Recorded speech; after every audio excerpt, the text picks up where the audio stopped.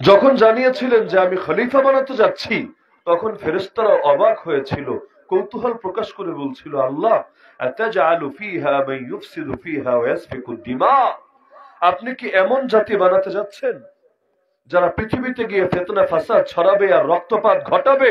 ওয়া নাহনু নুসাব্বিহু বিহামদিকা ওয়া নুকদ্দিসু লাক, অথচ আমরা আপনার প্রশংসা সহ তাসবিহ পাঠ করি, আপনার পবিত্রতা বয়ান করি। তো আমরা থাকতে আলাদা এক জাতি বানাবেন পৃথিবীর বুকে, তাও আপনার প্রতিনিধি, আপনার খলিফা হিসাবে? আল্লাহর রহস্য কি আমাদের বুঝে তো আসছে না। আপত্তি ছিল না এটা। আপত্তি ভিন্ন জিনিস আর কৌতূহল ভিন্ন জিনিস। আপত্তি করেছিল ইবলিস মাত্র একটা সেজদা। আরে সারা জীবন বসে কত হাজার সেজদা আমরা পরিত্যাগ করে রাখি, তবুও রব্বুল আলামিন আমাদেরকে এখনো চির অভিশপ্ত বানান নাই, আমাদেরকে চির জাহান্নামী বলে ঘোষণা দেন নাই। কিন্তু মাত্র একটা সেজদা দিতে অস্বীকৃতি জানানোর কারণে ইবলিসের পরিণতি কি হলো? কিয়ামতের দিন ফয়সালা করা লাগবে না, আল্লাহ তখনই জানিয়ে দিলেন, ইন্নী, আরে আমি তোর জন্য জাহান্নামকে প্রস্তুত করেছি, লাআমলাআন্না জাহান্নামা মিনকা ওয়া মিম্মান তাবিআকা মিনহুম আজমাইন, আমি তোর দ্বারা আর তোর সকল অনুসারীদের দ্বারা জাহান্নামকে ভরে তুলবো। শুধু তাই না, তওবার দরজাই দিয়েছেন চিরতরে অফ করে, ওয়া ইন্না আলাইকা লানাতি ইলা ইয়াউমিদ্দিন, কিয়ামতের দিন পর্যন্ত তোর উপর আমার লানত বলবৎ থাকবে, আমার লানত কার্যকর থাকবে। আর কারো উপর যদি আল্লাহর লানতই থাকে, তার হেদায়েত আর নসিবে জোটে কিভাবে? অন্তরে যেমন যদি মোহর পড়ে যায়, খাতামাল্লাহু আলা কুলুবিহিম, তখন যত সুন্দর দিল থাকুক, যত সুন্দর কান থাকুক, যত সুন্দর চোখ থাকুক, লাহুম কুলুবুল লা ইয়াফকাহুনা বিহা, সেই দিল দিয়ে আর হেদায়েতের কথা বুঝতে পারে না। ওয়া লাহুম আয়ুনুল লা ইউবসিরুনা বিহা, সেই চোখ দিয়ে আর হেদায়েতের পথ দেখতে পারে না। ওয়া লাহুম আযানুল লা ইয়াসমাউনা বিহা, সেই কান দিয়ে আর হেদায়েতের কথা শুনতে পারে না। উলাইকা কাল আনআম, তখন হয়ে যায় চতুষ্পদ জন্তুর মতো।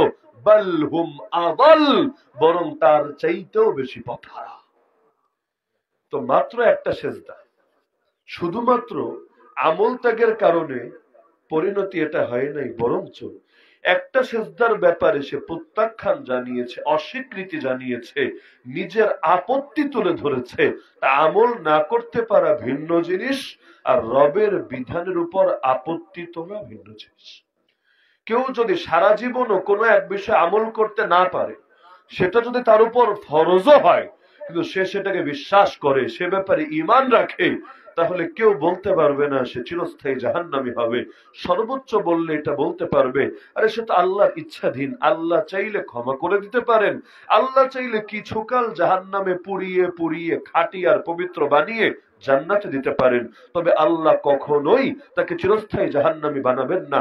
মান মাতা ওয়া হুয়া ইয়ালামু আন্নাহু লা ইলাহা ইল্লাল্লাহ দাখালাল জান্নাহ, লা ইলাহা ইল্লাল্লাহর আকীদা নিয়ে আর সহিহ ইলম নিয়ে যারা মরবে, তারা জাহান্নামী না, বরং তারা একদিন না একদিন জান্নাতি হবেই হবে। তা আমল ছেড়ে দেওয়া বা আমল করতে না পারা এক জিনিস, আর চুলকানি থাকা, আপত্তি করা আরেক জিনিস। যেমন মেসওয়াক, সারা জীবন যদি একবারও কেউ না করে, একবারও করে নাই, কেউ বলতে পারবে না ও কাফের হয়ে গেছে, কাফের বা ফাসেক হয়েছে, কবিরা গুনাহগার হয়েছে, বলতে পারবে না।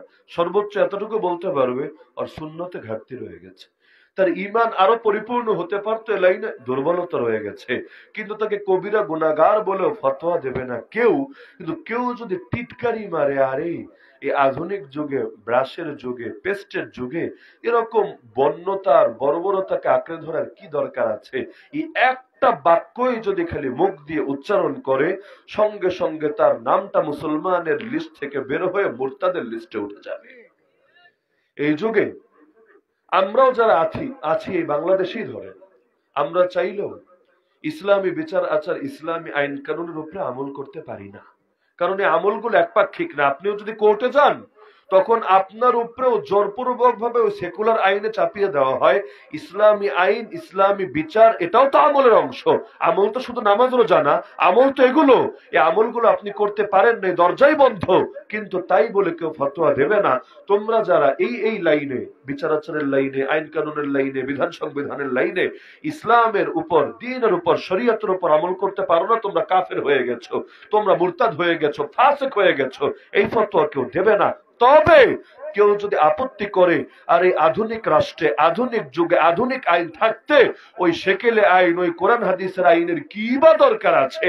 হুজুর এগুলোর কথা কেন বলে? ওই আইনের চাইতে এই আইনই তো ভালো। এই মন্তব্য যদি করে আর মুসলমানই থাকবে না।